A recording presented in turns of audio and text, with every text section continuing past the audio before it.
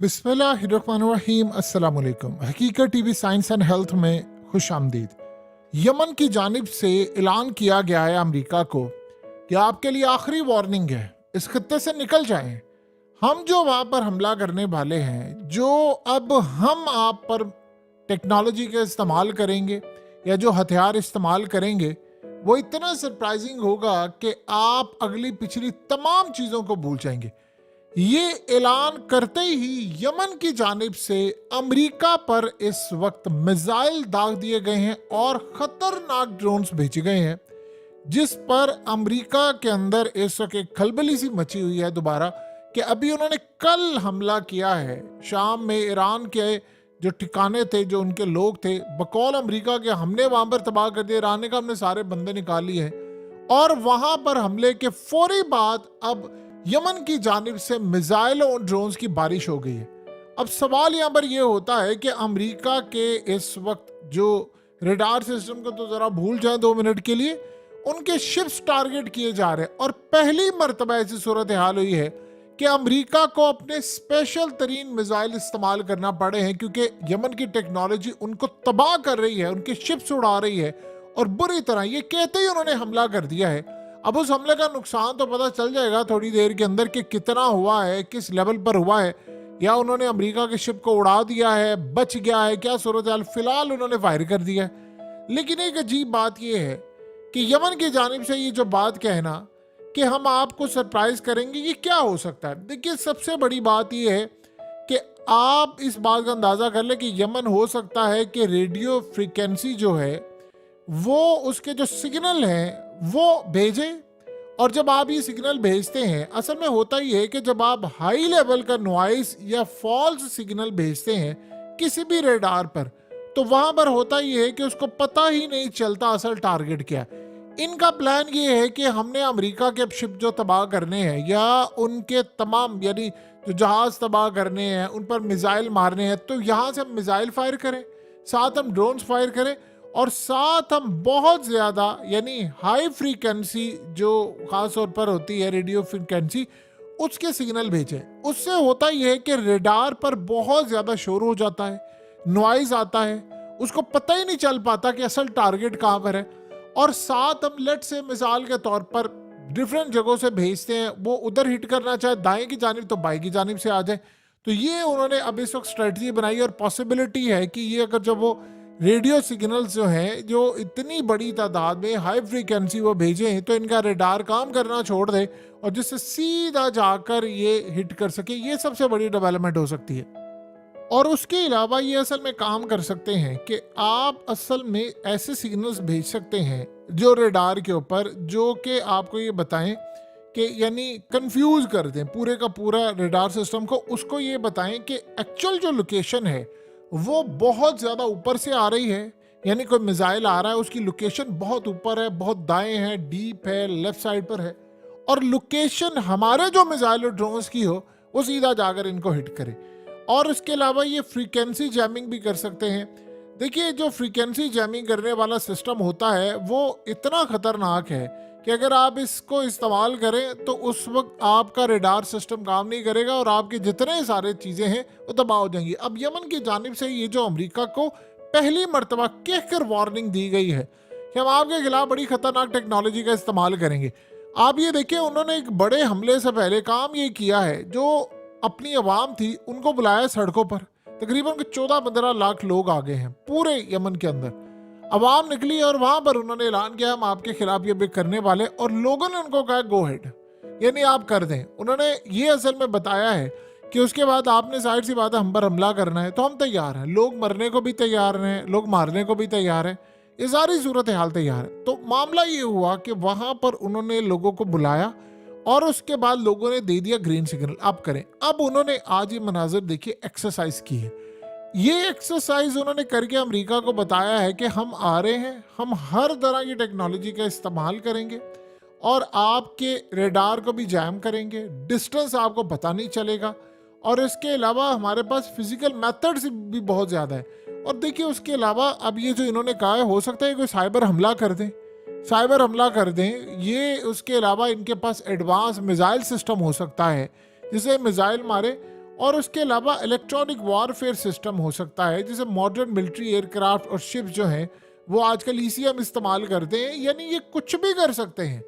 Radar jam करना आज के दौर के अंदर ये ज़रा मुश्किल काम होता है, लेकिन पिछले काफ़ी दिनों से देखे तो ये काम करे। अब वो धड़ाधड़ मिसाइल मारते जा रहे हैं, ड्रोन्स मारे, और इनके पास गालिबन इन्होंने प्लान किया है स्वार्म ड्रोन्स। अब देखिए स्वार्म ड्रोन्स होते हैं कि एक ही टाइम के ऊपर आप 200 300 ड्रोन्स 50 ड्रोन्स की खेप इकट्ठी भेजते हैं, और उसके बाद आप जो रेडार सिस्टम उसको कंफ्यूज कर देते हैं कि यहाँ से आ रहा फलाना। स्वार्म ड्रोन्स बड़े खतरनाक होते हैं। जब आप इस तरह का हमला करेंगे तो आप बताइए कि अमेरिका का कोई चीज़ बचेगी। अब उन्होंने साथ ये कहकर मिसाइल भी मार दिया है कि भाई हमने तो आपको छोड़ना नहीं है। अब करते करते मामला यहाँ तक पहुँच गया है कि अमेरिका की सूरत हाल इतनी ज़्यादा ख़राब हो गई है कि उनकी नेवी इस वक्त थर थर कांप रही है। और वो कल जो इन्होंने काम किया है, जो ईरान के ऊपर इन्होंने हमला किया है, असल में उनके टारगेट अभी तक मिस हुए हैं। वरना इस सारे मामले पर अमेरिका की जो पोजीशन है वो इतनी ज़्यादा वीक हो गई है। ये असल में किन्होंने इनको कहा है? ये सारी टेक्नोलॉजी और ये सारा कुछ हमें समझ नहीं आ पा रही, लेकिन यमन ने इनको गले से पकड़ लिया है। ये जो इतने शिप उनके तबाह हो रहे हैं, इतने मिसाइल मारे जा रहे हैं और इतना कुछ किया जा रहा है, अब तक अमेरिका का कबाड़ा हो चुका हुआ है और अमेरिका को अपने वो खास मिसाइल इस्तेमाल करने पड़े हैं जो असल में उसने चाइना के लिए रखे हुए थे।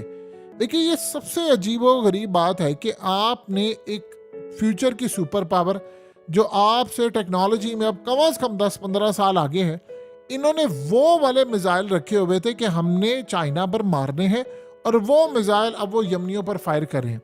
असल में यमन इनके शिप्स को उड़ा रहा है, इनके शिप्स को तबाह कर रहा है, और इनके जो आम मिसाइल हैं उस रेंज के नहीं है, वो डिटेक्ट नहीं कर पा रहे। इनका डिफेंस सिस्टम यहाँ पर फेल हुआ पड़ा है और इसीलिए ये सारा कुछ हो रहा है। देखिए यमन की भी एक स्ट्रेटजी है, इसको आप समझिएगा। होता क्या है कि यमन के पास इस वक्त है टेक्नोलॉजी है, इससे भी ज़्यादा एडवांस टेक्नोलॉजी है। वो चाहे तो इन पर हमला कर सकते हैं और बहुत सारी खतरनाक सूरत पैदा कर सकते हैं, लेकिन वो नहीं करे। वो स्ट्रेटजी कुछ इस तरह होती है कि आपने एक तरफ एक पैगाम देना होता है कि आप यहाँ से निकल जाएं। यानी जैसे मिसाल के तौर पर ईरान ने बहुत सारे मिसाइल सिस्टम इस्तेमाल नहीं किए, या हिजबुल्लाह ने नहीं किए, या उसके अलावा हमास ने बहुत सारी चीज़ें इस्तेमाल नहीं की।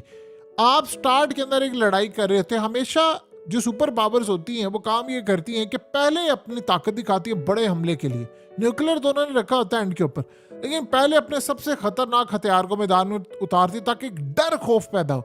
इनकी स्ट्रेटजी बिल्कुल डिफरेंट है। इनकी स्ट्रेटजी ये है कि इन्होंने पहले स्टार्ट करना है, बिल्कुल थोड़े लेवल से करते करते करते वो बढ़ते बढ़ते बढ़ते यहाँ तक आ जाते हैं कि जहाँ पर अमेरिका को लगता है अच्छा ये टेक्नोलॉजी होगी, अगली दफ़ा उससे बड़ा सरप्राइज, अगली दफ़ा उससे बड़ा सरप्राइज, फिर उससे बड़ा सरप्राइज। अब ये करते करते इनकी सूरत हाल पैदा हो गई है कि इनके पास जो मिसाइल थे जो उन्होंने चाइना के साथ जंग के लिए रखे हुए थे वो अब यमन के खिलाफ इस्तेमाल करें। और देखिए वहाँ पर जहाँ तक प्रोडक्शन का मामला है, उसके बावजूद अमेरिका के अंदर इतना गैर मकबूल हो चुका है, जो बाइडन इतना गैर मकबूल हो चुका है कि वहाँ पर अगर इस्टेब्लिशमेंट भी चाहे तो अब ये बंदा इलेक्शन नहीं जीत सकता अनटिल कि आप को बड़े पैमाने पर जाकर धांधली कर लें जो अमेरिका की तारीख में ना हुई हो। और इस्टेब्लिशमेंट देखिए वो ऑलरेडी इसकी बैक करते करते वो थक गए हैं, क्योंकि असल में मुल्क तो इस्टेब्लिशमेंट वहाँ पर चला रही है, लेकिन वो काम हो नहीं पा रहा जिस तरह वो चाह रहे हैं। अब यहाँ पर यमन वाला महाज खुला हुआ है, दूसरी जगह पर कोई और महाज खुला है, तो उन्होंने जो प्लान किया है वो इतना डिफरेंट है कि आप सोच लें कि इस वक्त रूस ने बयान दिया है यमन के इस बयान के बाद, और ये बड़ा अहम बयान था। उसने कहा कि पूरे का पूरा मिडिल ईस्ट राख का ढेर बनने की तरफ जा रहा है और ये जंग सबको डुबो डालेगी। यानी इसका क्या मतलब है? इसका ये मतलब है कि यमन के पास जो मिसाइल या टेक्नोलॉजी है वो बड़ी खतरनाक है। देखिए अभी तक होता क्या है कि आप अमेरिका का कुछ शिप तबाह भी कर सकते हैं। डिस्ट्रॉयर जो $6 अरब का है, जिसके ऊपर $3 अरब का शिप है, $3 अरब का सिस्टम लगा हुआ है, डिफेंस सिस्टम। तो सवाल ये पैदा होता है कि यहाँ पर ये हमला क्यों नहीं कर पा रहे? अगर वो इतनी टेक्नोलॉजी को गिरा सकते हैं, उन्होंने अभी तक हर लेयर को पास कर दिया, तो ये क्यों नहीं हो पा रही? समटाइम होता ये है कि आप पैगाम दे रहे होते हैं बार बार कि हम तबाह नहीं करना चाहते, हम आपको वार्निंग दे रहे हैं।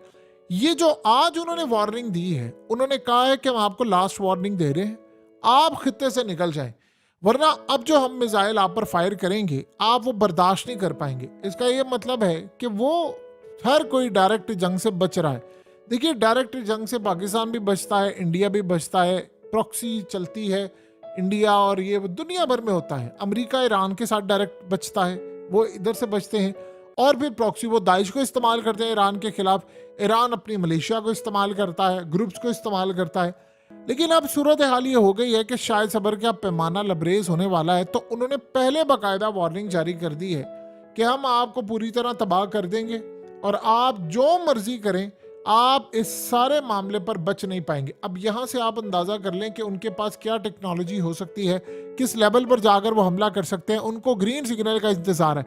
देखिए, अगर आपने डिस्ट्रॉयर तबाह किया है तो आप यहाँ से अंदाज़ा कर लें कि बरतानिया इस वक्त क्या काम कर रहा है। वो अपना उन्होंने न्यूक्लियर मिसाइल जो है वो टेस्ट कर रहे हैं वाटर के अंदर, कि ताकि हमने यमन के ऊपर हमला कर सके, उसको डरा सके। तो सोचे मामला यहाँ पर आ गए हैं।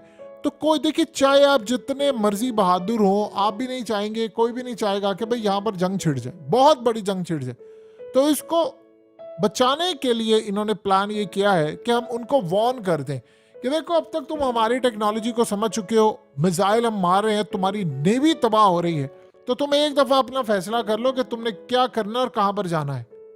देखिए, ये रूस को तबाह करने के लिए जा रहे थे और रूस के अंदर सूरत हाल ये पैदा हुई है कि पुतिन ने अपनी ऐसी स्ट्रेटजी बनाई कि जो टूरिज्म थी वो पहले से ज्यादा डबल हो गई है रूस के अंदर। क्योंकि लोगों को शायद जब अंदाजा हो जाता है कि आप कोई जंग जीतने जा रहे हैं, तो वहां पर ये मामला होता है। आपको क्या लगता है कि क्या ईएमपी और ये बाकी सारी बहुत सारी टेक्नोलॉजी का इस्तेमाल ये रूस ने इस जंग में नहीं किया? ये यूक्रेन के मामलात में वो जंग कैसे हार सकते थे? यानी आप सोचें कि अगर ये जंग यूक्रेन हार रहा है तो इसका मतलब रूस ने बहुत सारी टेक्नोलॉजी का इस्तेमाल किया। ऐसा तो नहीं है कि चाइना ही सिर्फ आ गया है या ईरान आ गया है या उनके पास है। यमन ने भी असल में मिसाइल, असल में यमन के जो मिसाइल लग रहे हैं ये बड़े लेवल पर जाकर वो काम कर रहे हैं। वो ऐसे थोड़ी है कि यमन वहां से मिसाइल मारे। आप एक चीज गौर कीजिए ना कि यमन बहुत सारे मिसाइल मारता है, अमेरिका वो रोक लेता है। उन्होंने भी ये काम किया हुआ है कि कुछ दफा हमला करना है, कुछ दफा नहीं। अगर इतनी दफा डायरेक्टली हमले होते जाए और वो तबाह हो जाता है, तो फिर इस सारे मामले पर चीजें और होती हैं। यानी फिर तो आपकी तरफ एक बड़ा ऐलान जंग होता है। आहिस्ता आहिस्ता वो अपनी टेक्नोलॉजी का इजहार कर रहे हैं। वो बार बार इनको कह रहे हैं कि हमारी तरफ से आखिरी वार्निंग है, आप यहाँ से अपना बोरिया बिस्तर समेटे और आप यहाँ से चले जाएं। ईरान इस वक्त बहुत ज्यादा खुश है कि जो टेक्नोलॉजी का इस्तेमाल वो करना चाहता था वो उन्होंने अमेरिका के खिलाफ कर दिया है। और अमेरिका के खिलाफ जब आपने टेक्नोलॉजी का इस्तेमाल किया है तो इसका मतलब है कि आपने अब तक की जो अचीवमेंट थी उसको बाकायदा मैदान जंग में टेस्ट कर लिया है। चाहे आपने यमन को आगे लगाकर किया हो या जैसे भी किया हो, बहरहाल आपने टेक्नोलॉजी का इस्तेमाल कर लिया है। सो यमन के पास अब जो मिसाइल हैं या जो चीज़ें हैं उनकी रेंज बता देगी कि वो कम्बिनेशन क्या लेकर आएंगे। क्या वो स्वार्म ड्रोन्स ला सकते हैं या वो मिसाइल मारेंगे, और या फिर वो तीनों का कम्बिनेशन होगा कि यानी एक तरफ स्वार्म ड्रोन्स, एक बहुत बड़ी तादाद में हमले। और एक चीज़ उन्होंने बाकायदा नोट की है जो बड़ी अजीब बात है, इनका जो डिस्ट्रॉयर है वो एक टाइम के ऊपर 128 के करीब जो मिसाइल और ड्रोन हमले होते हैं वो नकारा बना सकता है, 128 अगर हो। अब इनके पास जो चीज़ है ये गालिबन इतनी सलाहियत रखते हैं कि एक टाइम पर 200-250 भी मार सकते हैं। अब सवाल यहाँ पर ये होता है कि आपने इतने ड्रोन्स मार दी, क्योंकि इनके हालिया जो हमला था कल परसों, उसमें यह हुआ कि पहली जो लेयर थी वो बीट हो गई, दूसरी बीट हो गई, तीसरी बीट हो गई और लास्ट लेयर पर जाकर उनको मिसाइल रोकना पड़ा। अब उनका टारगेट ये नहीं है, अमेरिका के जहाज़ों पर वो मिसाइल दागते जा रहे हैं, एक दफ़ा वो इनकी वीकनेस भी देखते जा रहे हैं। ये सारा कुछ करने के बाद उन्होंने देखा कहाँ पर हम इनको तबाह कर सकते हैं। अब तक उन्होंने देखे 35 के करीब, 35-36 के करीब उन्होंने हमले कर दिए हैं और इतना नुकसान किया है, इतना नुकसान किया है कि तारीख में कभी अमेरिका का किसी ने इतना नुकसान नहीं किया होगा। शिप तो तबाह कीजिए, जो रेपुटेशन उन्होंने इनकी खराब की है। और सोचे अब ये लास्ट जो वो हमला कह रहे हैं कि हमने करना है आपके ऊपर, और वो बात ही नहीं आ पा रहे कि एक होता है कि आज कर दिया, नहीं सुबह कर दिया। उन्होंने कहा कि हमने ब्रेकफास्ट, लंच और डिनर की तरह रखा है, सुबह दोपहर शाम हमने हमला करना है। जिस तरह इंसान तमाम खाना खाता है यानी पूरी तरह दिन में, इसी तरह हमने हमला करना है। तो अब सूरत हाल देखने वाली होगी कि अब वो कौन सा मिसाइल फायर करेंगे जो आर पार हो जाएगा और अमेरिका की टेक्नोलॉजी का सही मायने में हम जनाजा उठते देखेंगे।